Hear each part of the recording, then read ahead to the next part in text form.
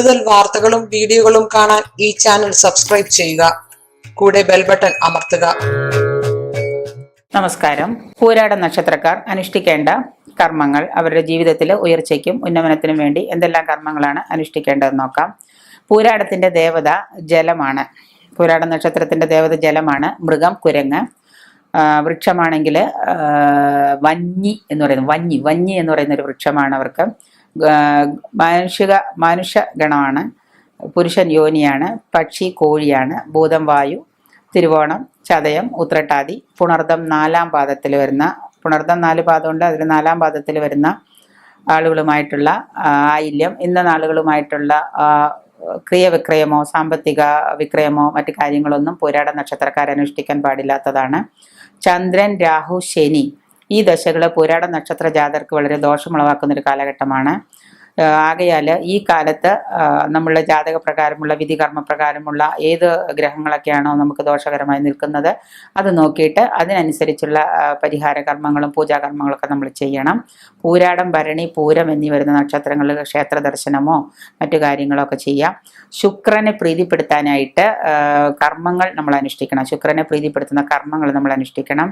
ഒപ്പം തന്നെ മഹാലക്ഷ്മി ഭജനം അത് നിരന്തരം ചെയ്യുന്നത് ഈ പൂരാട നക്ഷത്രക്കാർക്ക് ധനം വർദ്ധിക്കാൻ നല്ലതാണ്. മഹാലക്ഷ്മി ഭജനം. അന്നപൂർണേശ്വരി പൂജ ചെയ്തിട്ട് മഹാലക്ഷ്മി ഭജനം, അന്നപൂർണേശ്വരി സ്തോത്രമൊക്കെ ഒരു ഗുരുവിങ്കൽ നിന്ന് നിങ്ങൾ കരസ്ഥമാക്കിയിട്ട് അത് ചെയ്യുകയാണെങ്കിൽ നിങ്ങൾക്ക് സാമ്പത്തികത്തിലൊക്കെ നല്ല ഉന്നമനം ഉണ്ടായിരിക്കും. ഒപ്പം തന്നെ നിങ്ങളുടെ രാശ്യാധിപനായ വ്യാഴമാണ് പൂരാട നക്ഷത്രത്തിന്റെ രാശ്യാധിപൻ. പലരും ചോദിക്കാറുണ്ട്, പൂരാട നക്ഷത്രം കൊള്ളില്ല അല്ലേ, പൂരാട നക്ഷത്രം ചീത്തയാണോ? പൂരാട നക്ഷത്രം നല്ല, ഒരു നക്ഷത്രവും ചീത്തയല്ല, 27 നക്ഷത്രങ്ങൾ നല്ലതാണ്. പക്ഷെ നമ്മൾ ഓരോ നക്ഷത്രത്തിനും നമ്മുടെ ജന്മം ഉൾപ്പെടെയുള്ള ഗ്രഹങ്ങൾ ഓരോ ദോഷങ്ങൾ, ഓരോ ദശാകാലങ്ങൾ ദോഷം ഉളവാക്കും. ആ സമയത്ത് നമ്മൾ നമ്മുടെ ദശാകാലങ്ങൾ നോക്കിയിട്ട് അതിനു വേണ്ട പരിഹാരങ്ങളോ അതിനു വേണ്ട പ്രാർത്ഥനകളോ ജപങ്ങളോ ഒക്കെ ചെയ്താൽ നമുക്ക് ഒരുപാട് ഉയർച്ചയുണ്ടാവും. ആ സമയത്ത് നമ്മളത് കണ്ടുപിടിച്ചിട്ട് ആ ഗ്രഹങ്ങൾക്കോ ദൈവങ്ങൾക്കോ അതിൻ്റെ രീതിയിലുള്ള പ്രാർത്ഥനകളോ ജപങ്ങളൊക്കെ നമ്മൾ നിരന്തരം ആവർത്തിച്ച് പോവുക. അങ്ങനെ ചെയ്യുന്നത് കൊണ്ടാണ് നമുക്ക് ലൈഫിൽ എന്തെങ്കിലും തടസ്സങ്ങളൊക്കെ അതിങ്ങനെ നീങ്ങിയൊക്കെ പോകാൻ തുടങ്ങും. അപ്പം അതുകൊണ്ട് നിങ്ങൾ മിക്കവാറും ഈ രാശ്യാധിപനായ വ്യാഴത്തെ നിങ്ങൾ പൂജിക്കാം. പൂരാടവും വെള്ളിയാഴ്ച ദിവസമാണ്. അന്ന് പൂരാടം നക്ഷത്രം വരുന്നുണ്ടെങ്കിൽ ഒന്നിച്ചു വരുന്ന ദിവസം ഒരു പ്രത്യേക വൃതാനുഷ്ഠാനം, ക്ഷേത്ര ദർശനമൊക്കെ നടത്താം. വിഷ്ണു ക്ഷേത്ര ദർശനം നടത്തി സഹസ്രനാമ ജപം, പൂരാടവും വ്യാഴാഴ്ചയും വരുന്ന ദിവസത്തിൽ ക്ഷേത്ര ദർശനം നടത്തുക. ഇങ്ങനെയുള്ള കാര്യങ്ങളൊക്കെ പൂരാട നക്ഷത്രക്കാർ ചെയ്യാം.